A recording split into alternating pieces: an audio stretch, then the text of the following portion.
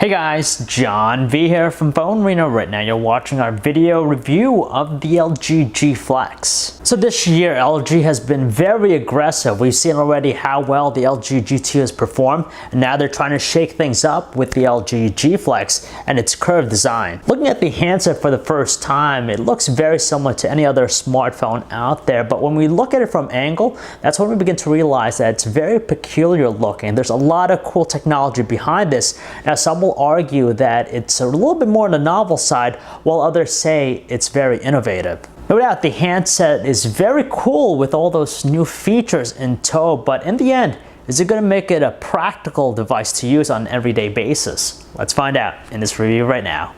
So here it is, folks, the LG G Flex. It's a very interesting looking smartphone, and even though we've seen curved smartphones before, this takes it to a whole new level. Now, for it to look at the handset from either the front or back, it looks very similar to the LG G2 before. It utilizes the same design characteristics, so essentially it's just a larger size version of the G2, making it a phablet. One thing in particular to note is just the placement of the power and the volume controls. Just like the G2, it's in the rear of the phone, but this time they improved it here with the G Flex just because the power button and volume controls are a lot more distinctive. However, it's only when we look at the handset from the side profile view that we begin to notice that it's a very different looking smartphone. You could see it employs a curved design, which gives it a very distinctive quality to it. At the same time, there's a lot of technology involved with it. Now, this is a pretty exciting phone from a design standpoint just because it employs so much technology. For starters, it features a flexible plastic OLED display. You have a stacked curved battery, and finally there's the self-healing property with its rear casing. Like many of the phones on its lineup, the G Flex here is also constructed out of plastic, giving it a very lightweight feel, and it's used primarily because of its flexing properties, whereas metal wouldn't bend as much. This is seriously the Wolverine phone. If you know the X-Men comic books, you know that mutant who has the ability to actually heal very quickly. And that's what we get here with the LG G Flex, just because it utilizes this new technology where its rear casing has this resin material that gives it some self-healing properties. Of course, we had to put it to the test, so we did end up scratching the back casing here. Now, it does a great job for minor scratches, and we have a few right up here. It's kind of invisible now, but for deeper scratches, it still proves to be a little bit visible, but compared to what it was initially, it does a better job maintaining that clean finish. LG states that the self-healing property of the rear casing is aided by warmer temperatures, so it's able to actually go back to a clean finish faster, but if it's under room temperature or colder temperatures, the process can take several minutes. But in our case, that deep scratch pretty much disappeared after a few minutes when it was in our pocket.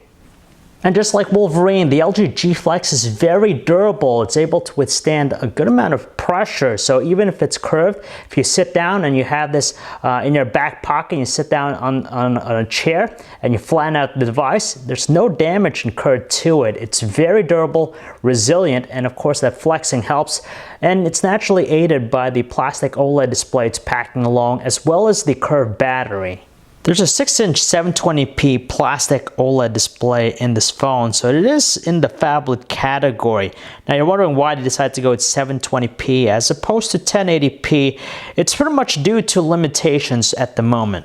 For the most part, the display is sharp and we're able to view minuscule text from a normal viewing distance, but after being used to 1080p resolution on giant-sized screens, we begin to notice that it doesn't quite match the sharpness and clarity of those screens.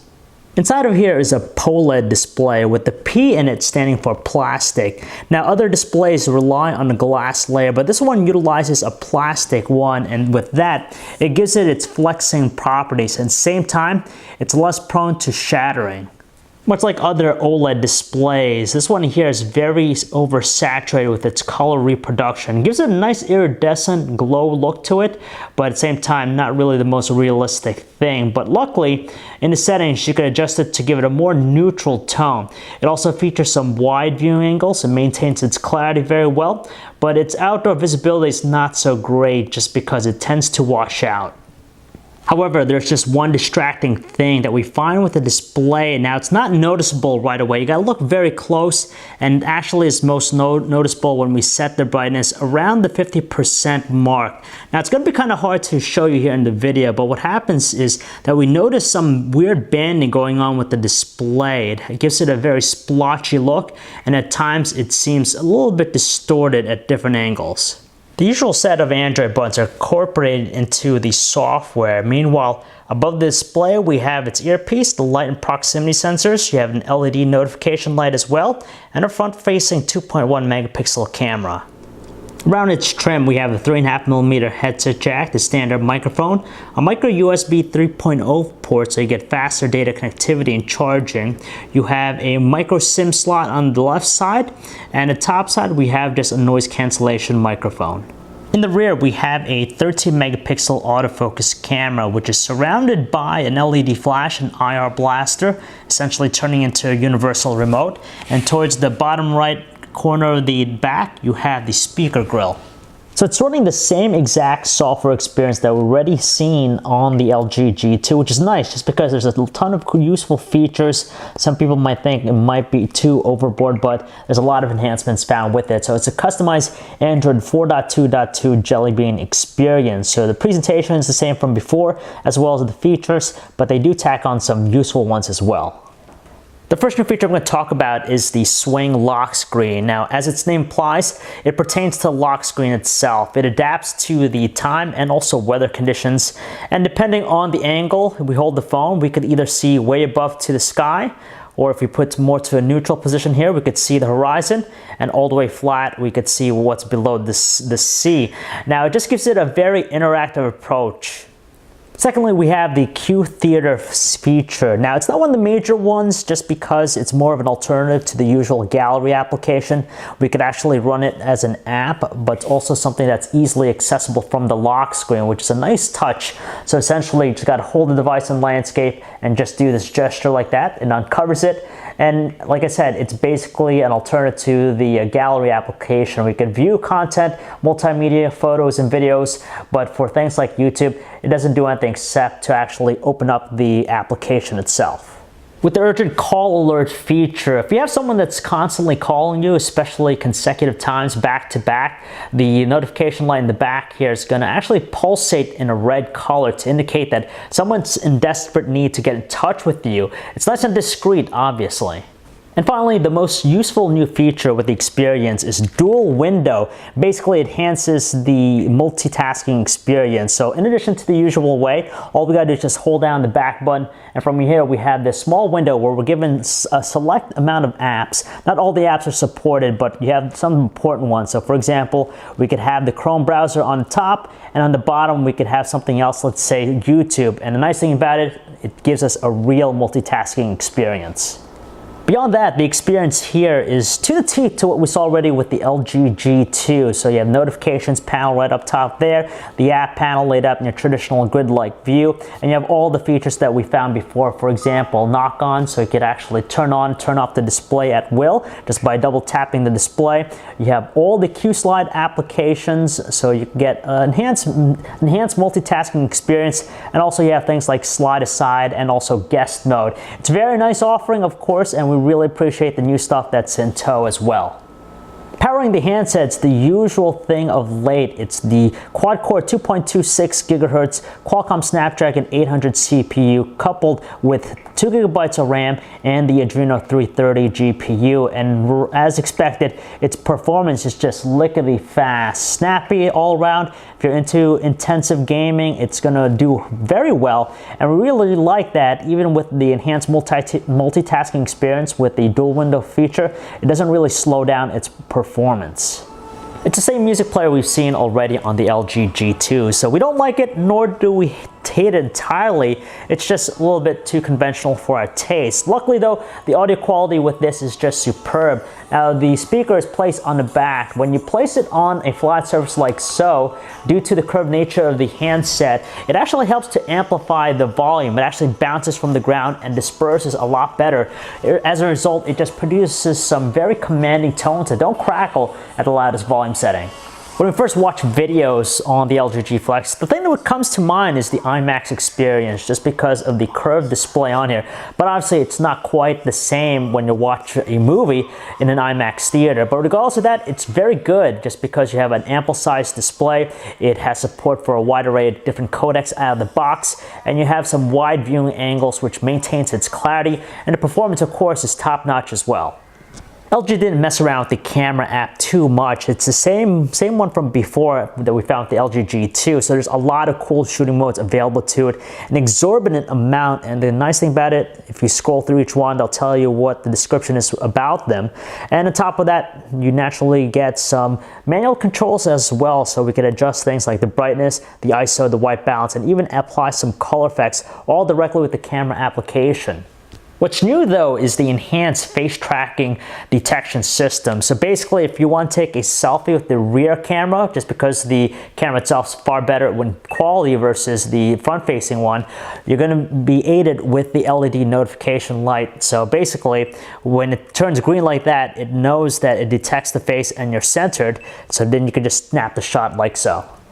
The more pressing matter, of course, is the quality put out by its 13 megapixel autofocus camera. Now, it's worth mentioning that it doesn't feature optical image stabilization like the LG G2, so its shots tend to seem a little bit hazier than we like. But despite that, if you're going to be using them for 4x6 printouts, it's ample enough. But if you're going to blow them up anymore, it's not going to have the best results. Details are average looking, colors are neutral, and exposure seems to be nice and balanced.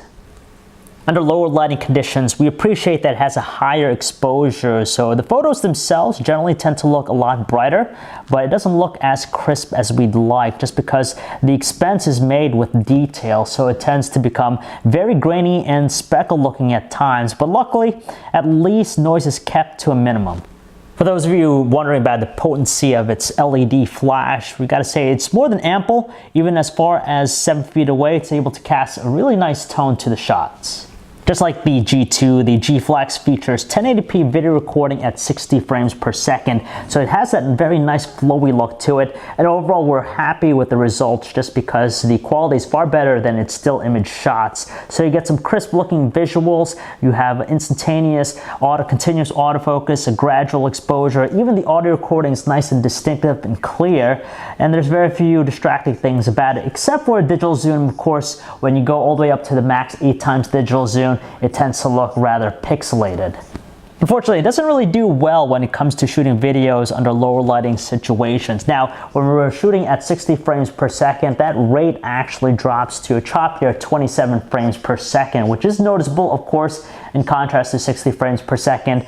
But the more distracting part about it is just how dark these shots look. It doesn't even look bright. It doesn't remotely look bright at all, and it's just really disappointing. Call quality is excellent with the LG G2. That's because both the earpiece and speakerphone produce very strong, powerful volume tones, but there's a little bit of hiss with voices through the earpiece, but it's not too distracting. The other nice thing about it is just the curvature. It kind of helps in that, just because both the earpiece and the microphone sit very closely to our ear and mouth as we're using the device. And on the other end line, our callers had no complaints whatsoever, as they're treated to very clear voices on their end.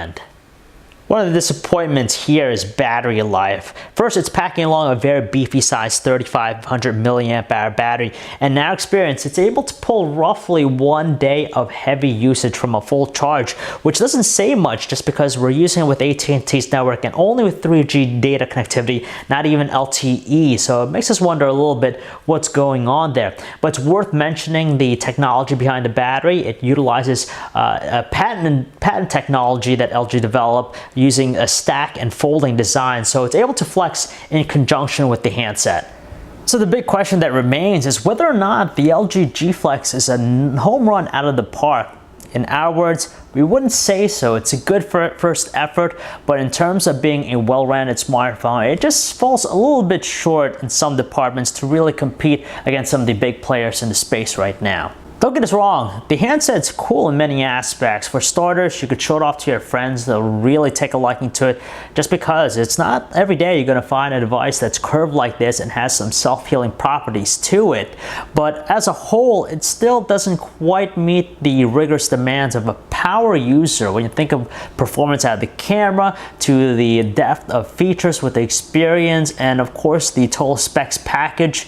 You got to really think about it, more so with the price point as well. With an unsubsidized price point of $940, it's an expensive investment you're going to have to dish out. It's going to be great that you're going to have something that's up and coming and fresh and kind of showcases what's possible with tomorrow's technology. But again, at $940, that's just a lot of money to be dishing out for a device. In the end, the LG G Flex best serves those early adopters who wants to showcase the latest and greatest. Now, you got to think about some of the other options out there in the space. If you're looking at a class-leading phablet, you can look at things like the Samsung Galaxy Note 3, which really adheres to the power users out there. And on the flip side, if you're looking to save some more money, you could go with the Nokia Lumia 1520. So if you guys want to learn more about the LG G Flex, you could check out our website, PhoneArena.com. John V. Thanks for watching.